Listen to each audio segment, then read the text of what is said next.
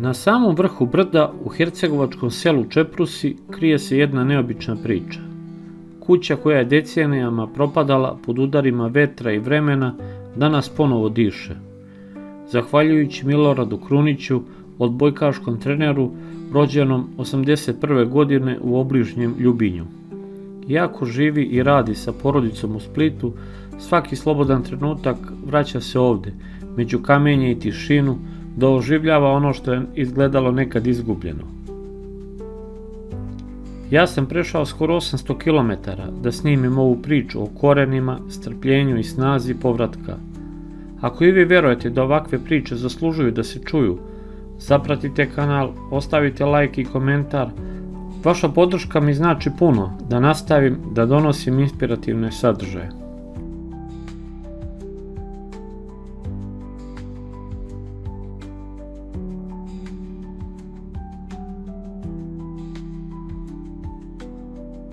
Ako si zapostavio dedovinu, ako ne pokosiš travu na grobu, ako pustiš da ti u kući se kote zmije i pacovi, onda si tikva bez korena.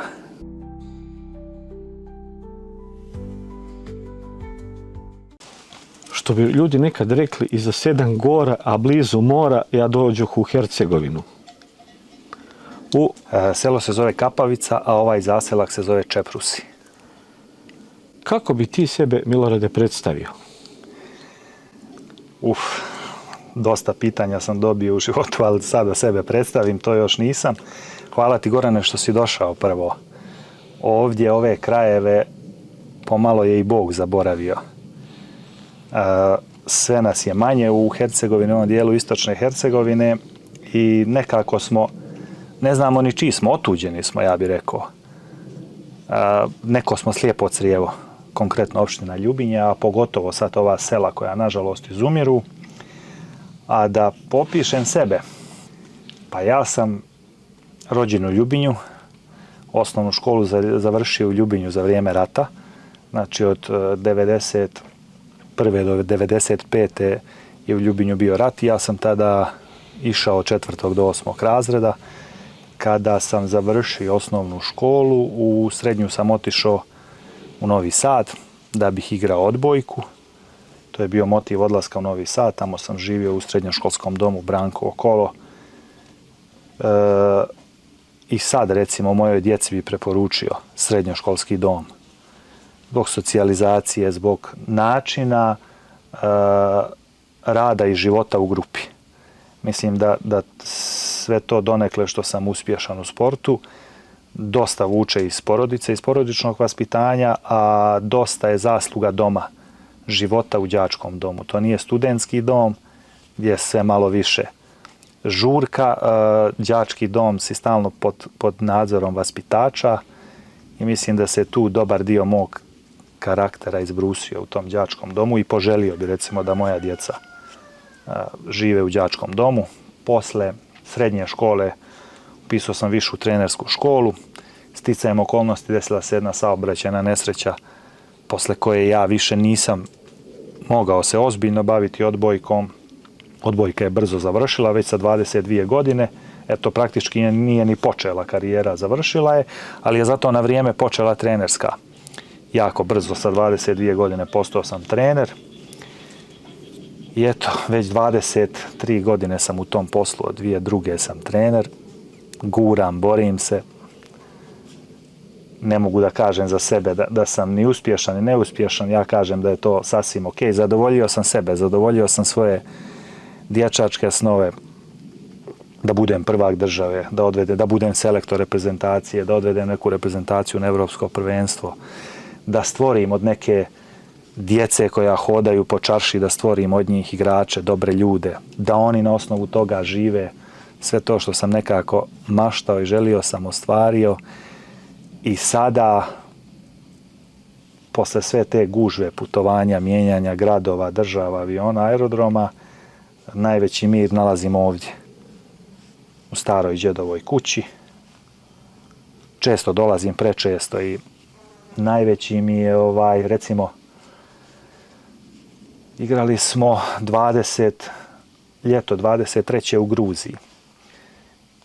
Utakmica se igrala u 5 sati, to je bilo po našem u 3 i nervoza je pred utakmicu. Ja obično sam popijem kafu, spustim se jedan restoran pored rijeke i gledam vremenske zone, gledam letove.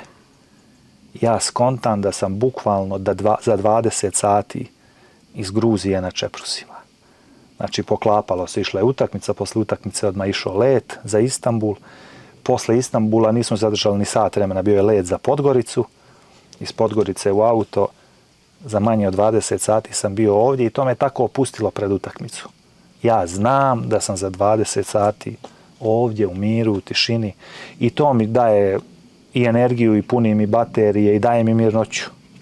Sve ovdje što skupim bukvalno kao telefon na punjaču ili laptop, ja sam ovdje i teško bi krenuo u sljedeću sezonu da mi nije tog ljeta koje provedem većinom na miru ovdje. Ti nisi ovdje kao mali puno dolazio, ali si zahvalnosti tom dedi i babi si odlučio da obnoviš ovo imanje. Da, više smo bili okrenuti tatinom selu. Ovo je mamino selo. Ovo je mamina rodna kuća i kuća pokojnog džeda Save Pecelja. Kao mali smo više išli na Vlahoviće, tatino selo, gdje je još uvijek živjela tatina mama, pokojna baba. I bili smo okrenuti tamo. Na Čepruse nisam došao, pa ja mislim 5 do 7 puta kroz cijelo djetinjstvo. Ali sam uvijek, kako sam otprilike ostvarivao sebe, sve veća želja u meni je bila da nađem to neko svoje utočište, taj neki mir. I dosta sam hodao po Vlahovićima, po tatinom selu i tražio mjesto gdje ću ja sebi praviti neku vikendicu, ali tu je živjela tatina neudata sestra, ja nisam htio njoj da kvari mir, da ja tu dovodim majstore, lupam, mijenjam njene navike. Jedan dan sam slučajno sa svojom tetkom se provozao, maminom sestrom, provozao se na Čepruse. I već kad smo prilazili kući, ja sam rekao to je to. Taj dan smo ja i tetka raščistili kuću koja je bila potpuno u kupini u Lozutini. Lozutina, divlja loza je prekrila kuću, kuća se praktično bila je ko kuća strave i užasa izgledala, čak smo unutra ulazili vrlo oprezno bojeći se zmija i tako, i taj dan smo raščistili kuću. Ja sam pitao tetku, bili vi to meni dali da ja to popravim, ona se složila, majka se složila, ujaci su se složili i sad prošla je godina dana, april 2017. Igramo finale play-offa sa Marina Kaštela i Mladost u Hrvatskoj. I to je bilo onako veliki stres. Ja sam bio sam, bez pomoćnika, bio sam relativno mlad tada. Mislim, za jednog trenera koji igra finale prvenstva sam bio mlad. Idemo u Zagreb, vodimo 2-1. I ja sam bio svjestan, ako izgubimo u Zagrebu, da u 5. utakmici u Majstorici, u Kaštelima, nećemo imati nikakvu šansu protiv Mladosti. Da mi jednostavno taj dan moramo dobiti u Zagrebu i tačka.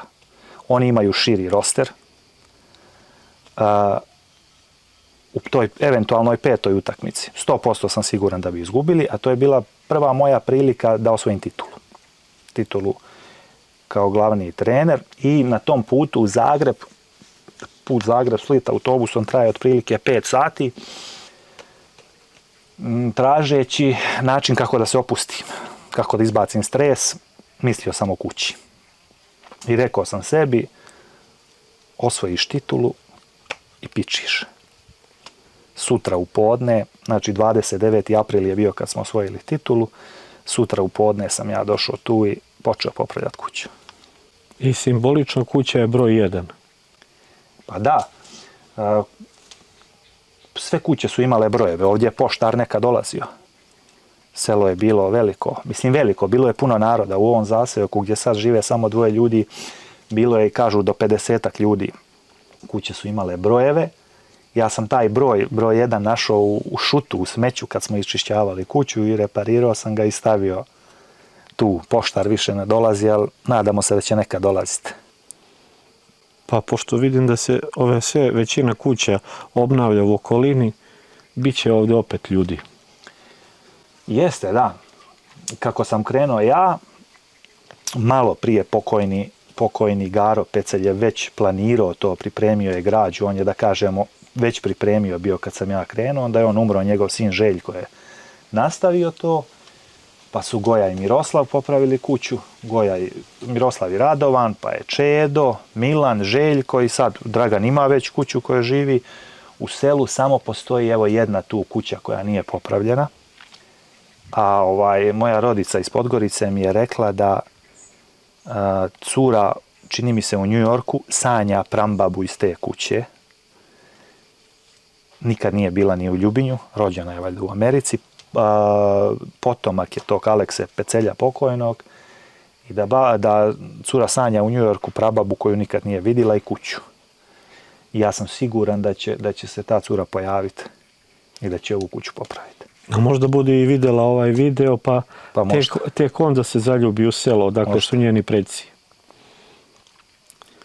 Rekao si, pre nego što smo počeli da snimamo, pričali smo i pokazao si mi da imaš triple krunu. Da, to je ta 2017. Kup, super kup i prvenstvo. To nijedan trener u ženskoj odbojci, nijedan klub u stvari, ajde da ne veličam sebe, nema.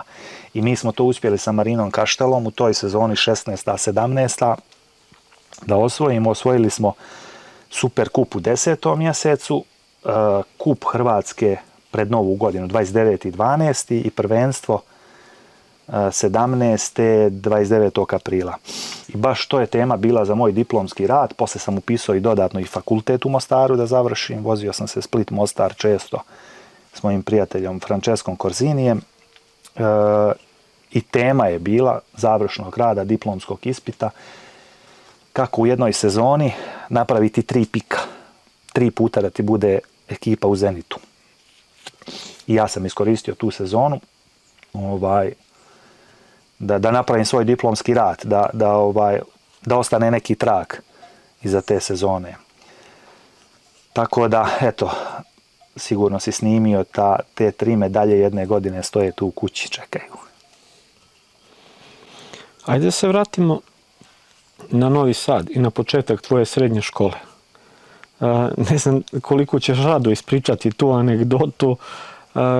Prva tvoja 3 dana, tvoje prve ocjene i reakcija tvoje mame. Da. Mama dosta liči na pokojnog djeda. I po naravi, i po izgledu, i po svemu. I ja sam otišao u srednju školu u Novi Sad. Mislim, sa sadašnje tačke gledišta, sad ja imam djecu i ne znam otkud s mojim roditeljima toliko povjerenje da me puste. I još je uvijek bio rat. Tata je još uvijek bio na ratištu. Sa ratišta smo išli vozom iz Podgorice za Novi Sad, da ja upišem srednju školu i oni su mene pustili. Nema telefona, ideš na poštu da zovneš jednom sedmično, nema Vibera, Skype-a, nema ništa, ne radi platni promet. I oni su mene pustili u srednju školu u Novi Sad i ja mangup kako sam došao, prva 3 dana, 3 jedinice. Ponedjeljak, utorak, srijeda, matematika, mehanika, engleski. I neki dan sam bio kod supruginih u Novom Sadu i prošao sam ugao Zmajovine i Dunavske ulice. Ja idem prema glavnoj pošti sa Podbare, krećem za centar, za poštu i dvoumim se da li da kažem ili da ne kažem. Čuš 3 jedinice, 3 prva dana, kakva ti je perspektiva. I tačno tih 20 metara sam se sjetio gdje sam se lomio. Hoću li reći majci ili neću, odlučim da kažem. Ja dođem na govoricu, nazovem šta ima, ništa rekao. 3 jedinice. Matematika, mehanika, engleski. Nema veze, kaže ona, Miša, nek si ti zdravo. Kupit ćemo koze. Evo, čuva tu komšija, čuva 5 komšija, čuvat ćemo Nadanove koze. Ništa ti nemoj sekirat. Samo nek si ti živ i zdrav. To je meni puklo u glavi kao petarda. 3 noći zatvorim oči, samo slika čuvam koze u brdu. Te uči. Uzmi i uči. Da je možda kontra postupila, možda ne bi uspjela. Uvijek su imali tu dobru psihologiju i kad me je odučila od pušenja. To je isto bilo njen sjajan potez. Bila je vojska, mi smo bili mali i družili smo se s vojskom koja čeka prevoz na ratište i vojnici su nam davali cigare. Ja uzmem šta ću, zapalim sa vojskom, vojska nam se smije, mi mali pušimo. I ja dođem kući, kaže ona, kad ti je sutra veliki odmor, skontala da smrdim na cigare. Ja kažem u 10:15, što?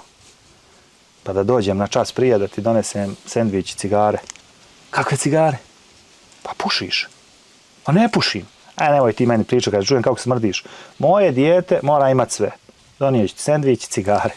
I ja se tu prepadnem, rekao, nemoj, neću. A nećeš više pušiti, jel? Ma neću nikad, obećavam.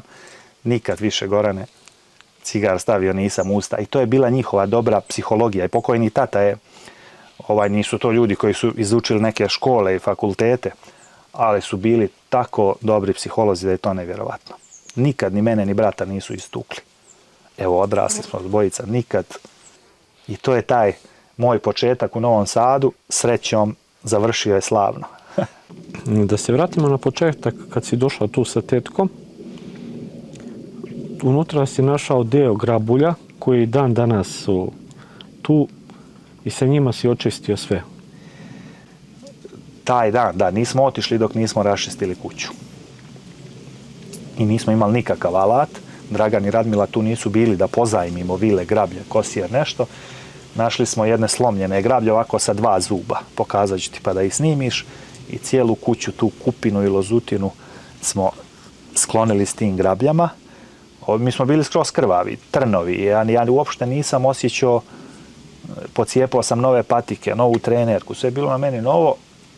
Ja sam samo ušao da kuća, da se vidi kuća. Da se skloni. Jer bukvalno je pokojni deda je sišao 77. u Ljubinje, a mislim da u kući niko nije spavao pa možda od 85. Djed kad bi dolazio da kosi, spavao bi kod komšinice pokojne. Nije spavao u kući, kuća je bila potpuno neuslovna, voda je ulazila, krov je propao, ćoša je bila razvaljena, izrasto je orah u ćoši i pomjerio je cijeli zid na unutra, tako da taj dan smo je mi raščistili da se može ući u nju. Ali prizori u nje, sjećam se kad sam ženi poslao prvu sliku iz kuće, pitala me gdje si to. Slika je bila sablasna, imam je, pokazat ću ti je. Ima na mom Facebooku usporeda sladašnjeg detalja i tad prvi dan kad smo ušli. Ali sve se može kad se hoće. Ogromni trud, ogromna želja. Brat mi često kaže, ti si budala, čitava Evropa i svijet trči u Split preko ljeta, ti iz Splita trčiš na Čepruse. Ne znam, meni prija, jednostavno hoću da radim ono što mi prija, neću da radim ništa na silu, da glumim neki fenseraj, šmekeraj po Budvama, po Beogradima, mogu, ne želi. Meni je ovo moj Beograd na vodi, drugi mi ne treba. Mi smo noćas i prespavali ovdje. Inače, dnevna temperatura je bila juče 35-6 stepeni, u toku noći ako je bilo možda 16-17 stepeni. Savršeno dobro za spavanje. Da, i po danu kad je napolju 40, kad uđeš unutra, istog momenta trebaš obući dugi rukav. Ako sjediš 5 minuta, kameni, debeli kameni zidovi po 60 cm i bukvalno ko u frižideru. A dok zimi drži toplotu. Zimi unutra naložiš jednu vatru i cijeli dan je toplo. Ti ovdje ne živiš, kao što smo rekli, ti ovdje dolaziš, sređuješ i pri kraju si sa sređivanjem. Možda u nekoj penziji budeš provodio ovdje 365 dana. To je neki cilj, pretpostavljam. Tako je, to je cilj. Baš sada dok sam mlađi, ovo služi za druženja, za dolaske prijatelja, porodice, rođaka. Ja svima kažem, ovo nije samo moja kuća. Ovo je svačija kuća. Znači, to što sam ja popravio, ne želim da ja zaključam. Kogod želi, zna gdje je ključ kod majke, može da dođe i moji prijatelji i rodbina. Ali meni služi baš sada za relaks i opuštanje, a kad dođe penzija, ako bude zdravlja da se malo poživi, da ne kažemo 365, ali 360, planiram biti tu. Deda je želeo uvek da se vrati, baba nije htjela i on je umro, ali se nije vratio ovdje. Da, ja se ko mali sjećam tih njihovih priča. Oni su 77. Deda je odavde išao na posao. Nije imao sat. U kući nije bio sat. I on bi kad bi se probudio, nekad bi se probudio u 3 ujutru. I ne zna koliko, je li 5, 6 ili 7. Krene pješke u Ljubinje na posao i radio je u Sokolu u Ljubinju, zaposlio se posle rata. I sjedi na brdu iznad Sokola, čeka da krenu radnici iz Ljubinja da dolaze i onda se on spusti. I tako je išao godinama i onda je kupio plac u Ljubinju, počeo da pravi kuću u Ljubinju, mislim 76. ili 77. 77. se brat rodio i iz porodilišta su ga donijeli u kuću dedinu u Ljubinju. I posle toga ova kuća je otišla u potpuno drugi plan. Ali ja se sjećam, deda je dolazio, kosio, čistio. Uvijek kad bi neko išao na Čepruse, zvao bi ga da ga poveze autom jer nije vozio. I sjećam se ko mali tih priča njegovih kad moli babu da se vrate. Ostvarili su sve, podigli su djecu, otišli su u penziju, ajmo se vratiti na Čepruse. Baba nije dala. A bila je neimaština da bi sad on popravljao. Sigurno da je bilo novca, on bi ovo popravljao. Nedaleko odavde postoji škola, nažalost, koja je prazna, urušena. Ovdje znači imalo toliko djece da je i škola radila. Majka je išla tu do 4. Tu je bila, tako su zvali, četvoroljetka. Do 4. razreda škola. Posle toga su djeca išla u Ljubinje. Šteta, taj objekat i danas sjajno stoji i drži se, mada je krov pao. Nadam se da će biti neke pameti i sloge da ga popravimo, ali djeca su, ja to pričam mom Luki. Naša kuća u Kaštel Kambelovcu je 500 metara od škole. Nikad ga nisam odvezao. Kaže on meni, aj nekad me odvezi, voze roditelji djecu. Ne, odveću te kad bude velika oluja, velika kiša. Baba ti je sa Čeprusa išla u Ljubinje u školu. Svaki dan. Bila kiša, bio snijeg i u stvari ta teškoća života je pravila čvrste ljude. Gdje sebe vidiš za 5 ili 10 godina? Pa 5 ili 10 sigurno ne planiram nigdje mrdati iz Kaštela. U Kaštelima zaista lijepo živimo. Spletom okolnosti smo došli u Kaštela 2013. godine. Ja sam bio trener u stručnom štabu reprezentacije Hrvatske. Igrali smo kvalifikacionu utakmicu za odlazak na Evropsko prvenstvo sa Slovenijom u Kaštelima. I tu smo ručali u restoranu Bimbijana. Sad više taj restoran ne postoji i upoznam se sa Joškom Berketom, vlasnikom Marine Kaštela. I uđem u jedan dublji razgovor i on kaže da dođeš za trenera i vrlo brzo se dogovorimo. I onda on meni kaže, obaveza ti je da dovedeš ženu ili curu ili vjerenicu koga imaš. Ja sam tad sadašnja supruga mi je bila cura. Ona je došla, odmah je on nju zaposlio. Ona je isto trenerica odbojke, trenira mlađe kategorije. Posle godinu dana kaže on, Miško, obavezna je svadba. Mi smo se sljedeće ljeto vjenčali, stalno mene kako guro, više nego pokojni tata i mama, nego što su mi, valjda je roditeljima neprijatno da ti toliko govori, on mi onako kroz šalu stalno govorio. Kaže, sljedeće godine sin. I onda se rodio Luka 2015. u Kaštelima, 2018. se rodio Filip, tako da tamo sjajno uživamo. Život nam je, bili smo 2 godine u Herceg Novom. 22. do 24. sam ja dobio jednu sjajnu financijsku ponudu prije svega. Mene je čovjek zvao negdje od kraja januara do maja. Dođi, ja sam to odbio, mislim, u Kaštelima mi je stvarno sjajno. I onda je on ponudio jednu potpuno nerealnu priču, ponudio mi je stan za prelazak u Herceg Novi, stan na moje ime, i čisto iz tog razloga sam ja to pristao. Otišli smo 2 godine u Herceg Novi, 2 puta sam bio prvak, 2 puta sam osvojio kup, doveo sam reprezentaciju Crne Gore na korak do plasmana na Europsko prvenstvo, evo i bez mene su se plasirali, čestitam im, ali došlo je do zasićenja. Nismo se osjećali toliko sretni konkretno u Meljinama i odlučili smo da se vratimo u Kaštela. Tako da plan za narednih 5 do 10 godina je sigurno Kaštela. Taman, dok djeca porastu, ja malo privedem karijeru kraju, a plan iza 10 godina je Čeprusi.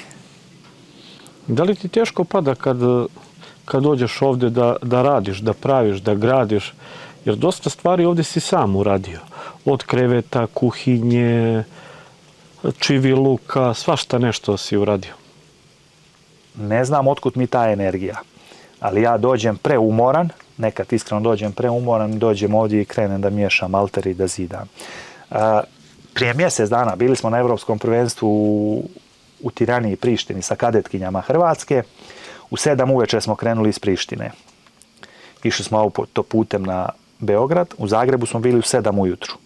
Ja sam uzeo moj auto, sjeo, u Splitu sam bio u 12, ovdje sam bio u 2. Bio je jako vruć, pakleno vruć dan, do 8 sam zidao ovaj zid gore. Došao sam mrtav umoran. Majka govori, gdje ćeš čoveče, šta ti je, lezi odmori. Ja kad sam došao ovdje, taj umor potpuno je nestao. Do mraka sam zidao. Znači, ovo je tvoja baza odakle ti crpiš svu energiju i ideje. Da li imaš neku poruku za ljude koji su još uvijek žive u gradu, imaju negdje neku dedovinu ili bi možda kupili negdje neku dedovinu? Da li imaš neku poruku za njih? Pa vidite, ja da mogu, ja da se pitam, nijedna djedovina ne bi bila zapuštena. To je sjajna izreka tikva bez korena. Kad neko kaže nisam ja tikva bez korena. Ako si zapostavio dedovinu, ako ne pokosiš travu na grobu, ako pustiš da ti u kući se kote zmije i pacovi, onda si tikva bez korena. Svako ko to uradi, imaš korijen. Znaš odakle si, znaš čiji si, znaš ko si. I danas ovdje ne prođe puno ljudi, ali kogod dođe, kaže, da je pokojni Sava živ, da ovo vidi. I to je to, mislim, ako najlakše je danas otići, ja mogu otići sutra i kupiti stan u Beogradu. Ili u Trebinju. Često puta mi ljudi kažu, šta će ti to, bacaš pare, kupi stan u Trebinju. Pa šta ću ja u stanu u Trebinju? Da budem ko Kanarinac u kavezu. Ne osjećam. Volim da radim u životu ono što me vuče. Ne želim ništa da radim na silu, po cijenu ne znam kakvih novaca, da mi neko sad plati da živim u Trebinju. Ne kaže ništa, Trebinje je prelijepo, da se ne uvrijedi neko iz Trebinja. Jednostavno ne, ja hoću ovdje i to je meni san. Isto ko trenutno, ono što je realno, da mi je najbolje u Kaštel Kambelovcu, blizu Splita. Ne znam kakvu ponudu da dobijem, ja sam odlučio, više ne idem. Zadovoljio sam svoje i financijske ciljeve i rezultatske ciljeve.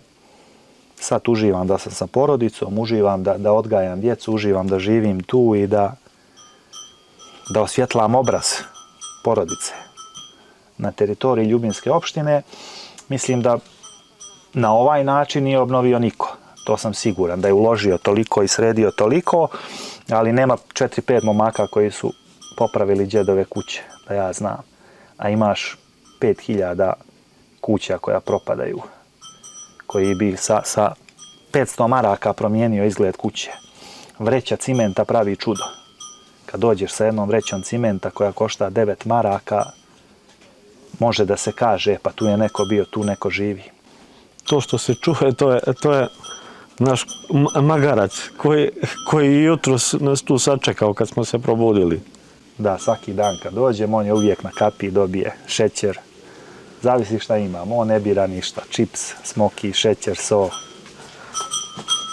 Sve jede. Sve jede. I sluša. Sluša, da, odličan je. Još jednu stvar koju nismo rekli, a možda bi trebali da kažemo, koja je jako važna, da u Ljubinju se nije desilo za to vreme tog nesrećnog rata, nije se desilo ni jedno ubistvo. Da. Izvini, to nije tema kanala, ali mislim da je jako bitno. Da i u nesretnim vremenima treba biti čovjek. Tako je. Ljubinjci su se stvarno u ratu, tom nesretnom ratu, pokazali kao ljudi. Nijedno ubistvo na nacionalnoj osnovi u gradu se nije desilo. Znate kako dođe vojska pa maltretira ljude druge vjeroispovijesti. To se u Ljubinju nije desilo i jako sam ponosan na to. U Ljubinju je prije rata živjelo, pa ne znam, 15-20% muslimana. i pokojni predsjednik opštine Vajo Šalvarica je organizovao, svaka muslimanska kuća je dobila kamion iz Sokola da se spakuje stvari šta hoće i prevezli su ih na teritoriju gdje su bili muslimani, jer nije im više mogao garantovati sigurnost u Ljubinju, dolazilo je puno vojske. Počeli su polako da ih maltretiraju i on je to uradio da bi ih zaštitio i za to sam posebno ponosan na Ljubince u to vrijeme kako se ponijeli u ratu. I na kraju ostaje samo da ti se zahvalim na pozivu, na gostoprimstvu. Hvala tebi, Gorane, što si došao. Rekoh na početku, mi smo neko slijepo crijevo Ljubinje. Bitni smo bili u ratu kad smo branili teritoriju, a posle toga nekako smo zaboravljeni. Cijeli grad, prije rata je tu bilo skoro 5000 ljudi, sad ne znam imali 2000 ljudi i malo nas ko obiđe.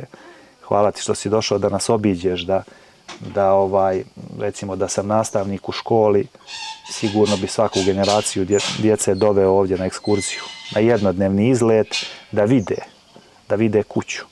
Pa bi možda neko od njih, najvažnije je šta djeci ostaviš u memoriji, šta im spominješ. Ja mom Filipu često spomenem jer on je taj tip. Luka nije baš taj tip da će to raditi, ali Filipu često puta kažem, Filipe, hoćeš ti obnoviti dedinu kuću na Vlahovićima? Ovu kuću odakle je pokojni tata, gdje je živjela tetka. I tako mu stavim tu bubu u uho i nadam se kad Filip stasa da će popraviti i tu kuću. Ja neću da je diram, to je dogovor da Filip popravlja. Isto tako djeca, da djecu dovedete iz Ljubinja i jedan razred osnovne škole. Jedan prvi, jedan drugi, jedan treći, nema puno djece i da ih dovedete ovako na ova mjesta, da vide koliko je lijepo, da popiju sok i da vide ruševinu preko puta i ovu kuću, pa samo da pogledaju šta je ljepše. Mislim da bi se to rodilo u nama, nažalost mislim da se s djecom ne radi po tom pitanju, ništa da se s djecom ne priča o tome, da su svi nekako se okrenuli Beogradima, što nikako nije dobro za nas. Jer šta ćemo kad svi budemo u Beogradu? Bićemo ko ovce u toru, potpuno zavisni od vode, od struje, od prodavnice, od telefona, šta da nam sutra ugase internet. Nestalo je struje prije 2 ljeta, 3 sata nije bilo struje. Cijeli taj dinarski vod od Splita do Podgorice je nestalo struje 3 sata.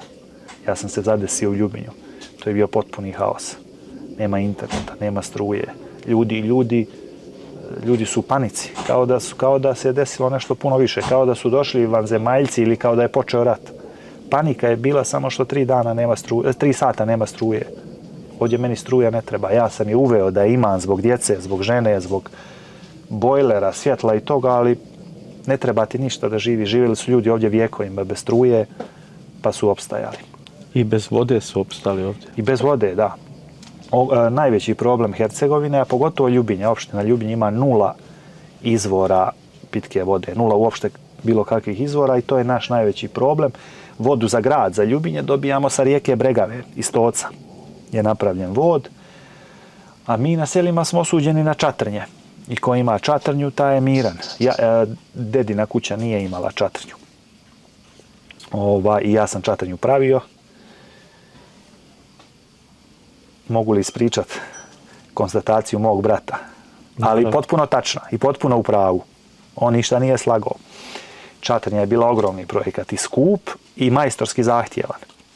Majstor posle završetka čatrnje mi je rekao, sad sam je tebi radio i nikom više nikad. Toliko je teško napraviti čatrnju. I ja dolazim u Ljubinje, brat sjedi pred kućom, kaže, moj Mišo, mene Mišo zovu kući, kaže, prađe ti je imao 5 djece, 20 krava i 50 ovaca.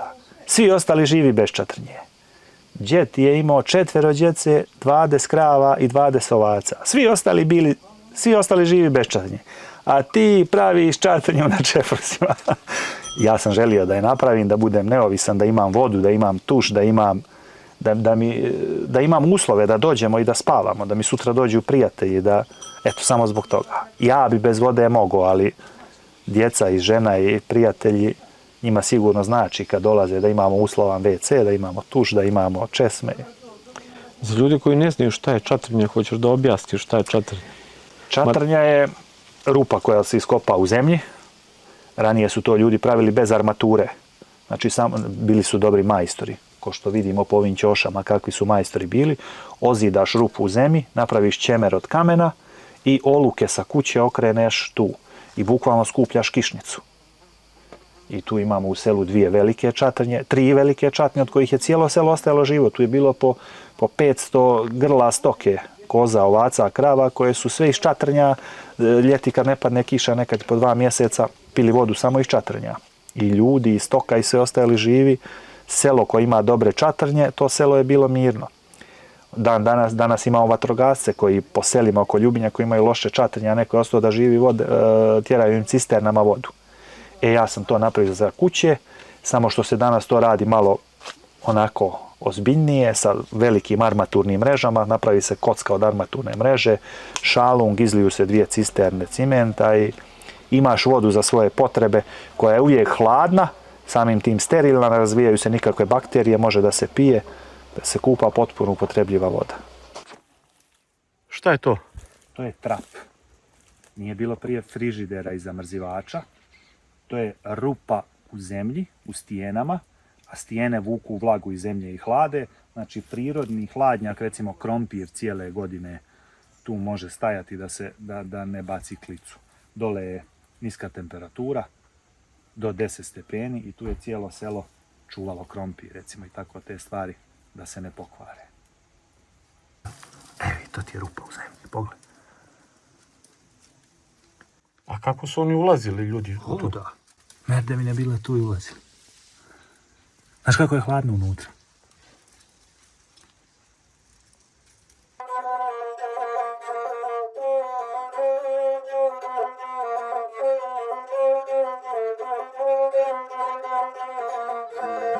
Na kraju želim se zahvaliti svima koji ste gledali ovaj video.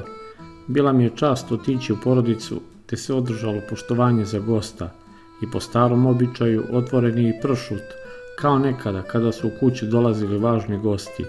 Ove male stvari nas podsjećaju da bez obzira koliko smo daleko, korijeni nas uvek čekaju. Hvala vam na podršci, lajkovima, komentarima. Bez vas ove priče ne bi imale smisla. Hvala još jednom na ovom razgovoru. Hvala tebi, Gorane, što si nas obišao.